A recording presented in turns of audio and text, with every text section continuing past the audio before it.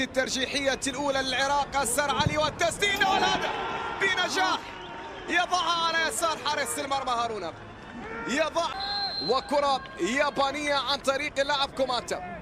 كوماتا الهداف أمام حسين حسن. كوماتا وحسين لكن الركلة الترجيحية بنجاح من جانب كوماتا. رائعة اليابانيين أو اليابانيون.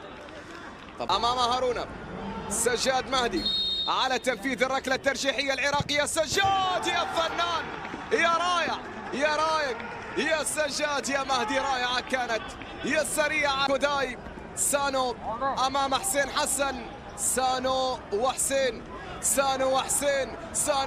حسن يا ولد، يتصدى. توقعها صح، توقع حسين حسن صح، وبالتالي العراق يتصدى عن طريق حسين.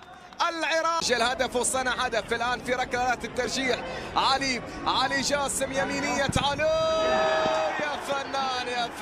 يا فنان، مميزة، جميلة، رائعة في شباك هارون. هاتها يا هارون، هاتها يا تاكاهاشي. حتى لو كان لاعبا للبارسا، تاكاهاشي امام حسين، تاكاهاشي وحسين. هدف او لا؟ سجلت. تجاوزت خط المرمى، الكرة تجاوزت خط المرمى، يقول حكم اللقاء. نعم، ركلة ترجيحية ناجحة للمنتخب الياباني، ركلة ترجيحية ناجحة للمنتخب الياباني. تجاوزت الكرة بكامل محيطها خط المرمى. وللإعادة نعم تجاوز لليابان، بينما هنا للعراق عن طريق حيدر. هنا التسديد، الله، يا لها من كرة من كاظم، وليس حيدر. نعم، كاظم رعد، كاظم. تتصدى يا حسين، أنت البطل يا حسين. هنا الكرة اليابانية في الشباك، وبالتالي 4-3. أربي الركلة الترجيحية.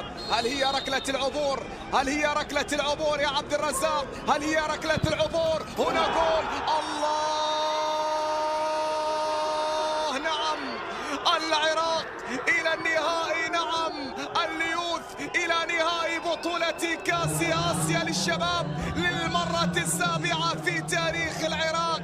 أمام ليوث الرافدين سيتلاشى الحلم حتى ولو كنت الساموراي اليابان. هنا العراق يعبر، هنا العراق يصل، هنا العراق يتأهل. مبروك، ألف مبروك لعماد محمد، لأسود الرافدين، لليوث الرافدين، لكل الجماهير العراقية. هذا التأهل وهذا الوصول وهذا العبور إلى نهائي بطولة كأس آسيا للشباب على حساب منتخب اليابان. العراق بركلات الترجيح 5، اليابان 3 ركلات. مباراة انتهت، نبارك فيها للجماهير العراقية هذا التأهل والوصول إلى النهائي، وبإذن الله تحقيق هذه البطولة إما أمام أوزباكستان